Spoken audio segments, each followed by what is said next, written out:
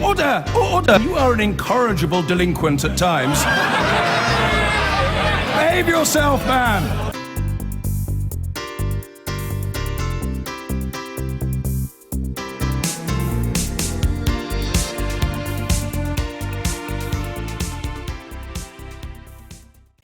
Now, when the Conservative government came to power last year, it had a manifesto pledge to halve the disability employment gap.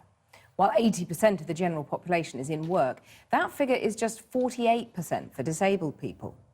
But if you have a disability and are looking for work, finding an employer willing to give you a chance is easier said than done. In the latest of our No Go Britain series about the everyday barriers disabled people face, we've sent Zoe Hilton-Webb, a qualified nursery nurse, out and about to meet others who, like her, can't get beyond interview. I am one of hundreds of thousands of disabled people in the UK that is actively looking for work. You first met me in May this year at a nursery that I volunteer in. Where is it? Yeah, I had attended over 100 interviews. Where is it? And applied for over 200 jobs with no success. It's been 7 months since then, and despite many more applications, I still haven't found an employer willing to give me a job. Disabled people are twice as likely to be unemployed as non-disabled people. I'm on my way to Hull to meet Darryl. Darryl is a university graduate who dreams of buying his own house. But despite 400 job applications, he's getting nowhere. What jobs have you applied for? So I've applied for basic admin roles, jobs that I'm easily qualified for, and it's just heartbreaking that you know you've done everything that you can. Your friends have got the same qualifications, if not less, but getting these top jobs, and you because of your disability, you're not getting it. Like me, Darryl finds it difficult to keep motivated. I've been depressed because of it, because it's like, why was I born like this? And really, I shouldn't be like this. I shouldn't be like questioning my disability. I should be like, society should just accept me for who I am. Darryl decided to do something a bit different. I removed disabled completely from my CV. I had moved everything that showed I had a disability off my CV because I was getting rejected for so many jobs. And it was funny, as soon as I moved that, I got interviews for these jobs. Showed me the importance of that word, disabled, and how employees are so scared about it still. It was interesting to see that he had similar experiences to me and the same frustration as me. Now I realise that I'm not the only one. I'm travelling to Suffolk to meet Mary. She's profoundly deaf and works with Finn, a hearing dog. Like many disabled people, she suspected that potential employers were writing her off because of her disability. During a recent recruitment experience, she accidentally received an email that confirmed her fears. An email came to me, which clearly wasn't intended for me, saying that I wouldn't be suitable for the job because of my hearing dog, but they felt obliged to ask me for interview because I fitted all the criteria essential for the job. It didn't come as much of a surprise when she didn't get the job, but it has a real impact. I feel very angry and upset. I don't feel that they've given me a chance. They haven't looked past my disability. It really upset me, and you know, I think now, what's the point? You know, if that is the attitude of a disability confident employer, what is the point of applying for a job when I've got a hearing dog? It may not have worked for Mary in this case, but Disability Confident is a government scheme that encourages employers to take on disabled people. Trouble is, it's voluntary and you don't even need to employ any disabled people to be accredited.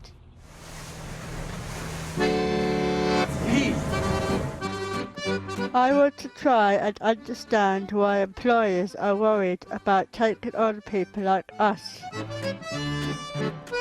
So I've come to the Jubilee Sailing Trust. They try to break down the barriers by bringing employers of disabled people together.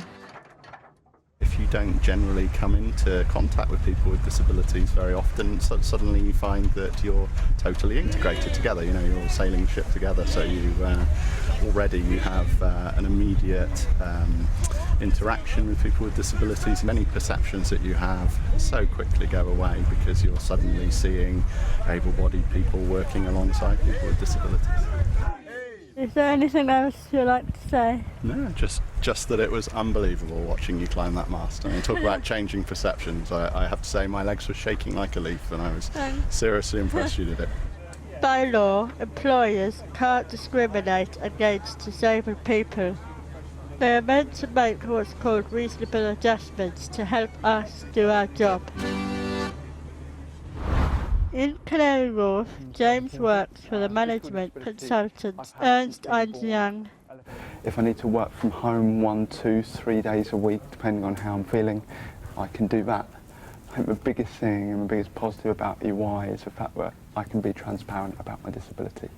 What advice would you give to me in getting into employment? Some interviews I ended up leading myself, and before even a question was asked, I would say that I've got a disability. You're probably thinking that I won't be right for this role. I disagree.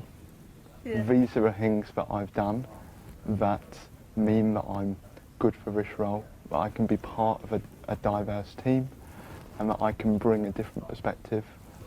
We can help employers understand what it means to be disabled and what we need in order to be successful.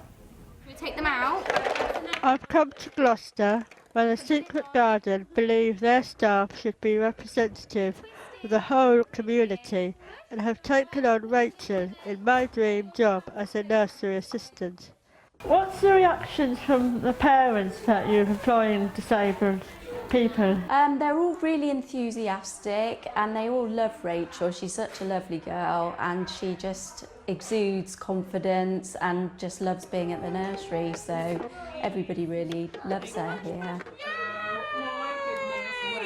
Why do you think employers struggle to give good jobs to disabled people? Because I don't think that they know what we can do. People like us, we can do things, we can do it. I mean, like here, my disability doesn't affect me when I'm here. I don't have like any problems. Yeah. Have you got any advice for me to get into employment? Don't give up, because you will get there. It is hard. It is hard because I found it hard and I found that I'm going to feel like giving up, but you will get there. Well done. Can you give this one to Rachel? Very positive for everything, and both from the views of the employer and employee was all very positive, very passionate about what they do. It's great that Rachel has found an employer to help her fulfil her dreams, but we need to make sure all employers fulfil their legal obligations not to discriminate against disabled people. Well, we did ask the government for an interview, but no one was available. In a statement, the Department for Work and Pensions said the number of disabled people in work had increased by almost 600,000 over the past 3 years. But it accepted that much more needed to be done to create equal opportunities and said businesses must, quote, wake up to the huge pool of talent that disabled people can bring to the workforce. Well, with me in the studio is Richard Shakespeare, who's a disability consultant, and joining us from Westminster is Heidi Allen, who's chair of the All-Party Parliamentary Group for Young Disabled People. Heidi Allen first, why do you think it is that so many disabled people appear to be trying so hard to get a job but struggling to land it? Well, they're no different to any group of people who really want to work. The difficulty is it's so much harder for them to achieve that, and that's where the government has to step in and help. We have made progress, but there's a lot of employers out there who are nervous, who don't want to do the wrong thing or be in breach of kind of disability legislation, so it makes them a little bit frightened and reticent of taking disabled people on. So government has a role to break down those barriers, but we also need the jobs in. Okay, a lot of employers also potentially discriminating, right?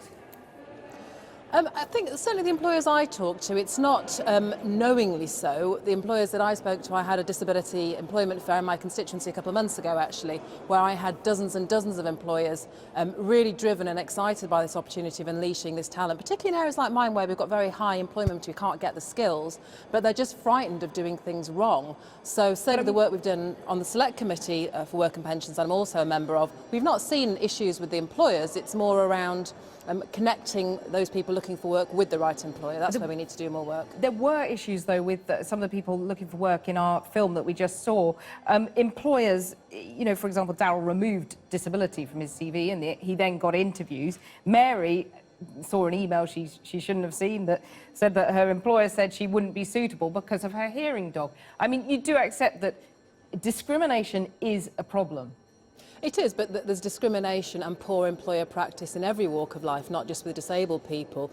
We've seen some real problems with big employers recently taking advantage of really desperate workers on poor, weak contracts. So it's not just the area of disability where this is a problem, but where employers are breaking the law, we absolutely have to find them and shut them down and stop them doing it. OK, I'll come back to that, but Richard Shakespeare, discrimination is no more of a problem for disabled people than it is for many other people. I think the problem is that we're all too often keen to blame the employers. And it isn't all down to the employers. There are some fantastic employers out there that have very good programmes to try and create an inclusive environment. And we have some employers that obviously aren't perhaps going as far as they could. They're not perhaps as engaged, or they're not perhaps as willing to look at the pool of talent that is there. But by and large, I think most businesses are. I think we're too keen quite often to blame the employers. They're the easy get-out-of-jail-free card. I think the government does have to take some responsibility. There's been an awful lot of nonsensical approaches that they've taken in terms of how they drive employment for people with disabilities and what they're going to do as a strategy. I think really their strategy is quite disjointed and they haven't really thought through what they're going to do. They've published their sort of headline grabbing, we're going to put so many people into work, we're going to increase it. And over the last 4 years, the percentage of people in employment with a disability has gone up by around 1% because they're just not logical in their approach. OK, let me put that to Heidi Allen. The government's just not logical in its approach, so it's not making enough difference to disabled people.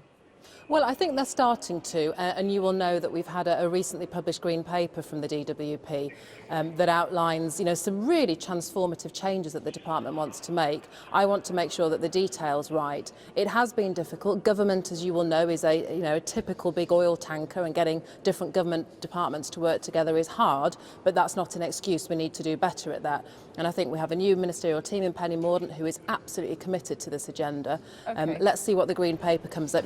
Every disabled charity in the country is being invited to participate in this. So this is the biggest conversation I think we've ever had between government and the disabled community, and we need to grab it with both hands, and we could make a really transformative success of it. Richard Shakespeare, grab it with both hands now. What would you say that the government needs to do? I think what they need to do is almost go back to basics and actually look at the approach that they're taking, who's going to take control of it and who they listen to in terms of where they get their advice and their resources. Because the Green Paper, fantastic, but the challenge now is to actually turn what's in the Green Paper and in the manifestos and what the government says into a reality. And my concern is that if we continue along the same vein that the government and then the current sort of process seems to be, is that we'll be sitting here in 20 years' time and we won't have made any progress. I mean, Heidi Allen, you talked about the government intervening to stop employers discriminating. But would you like to see, for example, quotas or firms being named and shamed? What action would you like?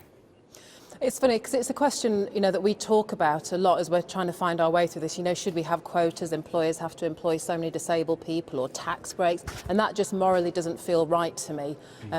Employers need to employ disabled people because they have great skills and, show incredible levels of loyalty and determination and resilience. So that's what I want employers to focus on. I'm not really comfortable with the idea of quotas, but I think government's role has to be about identifying those who are breaking the law from a discrimination point of view, but also helping employers not be scared of taking disabled people on. Access to work, you know, is a great programme that the government runs, but so few people know about it. Okay. So they're the kind of things where the government needs to take more action. Okay, Heidi Allen, Richard Shakespeare, I'm sorry we've run out of time, but thank you both very much for joining us.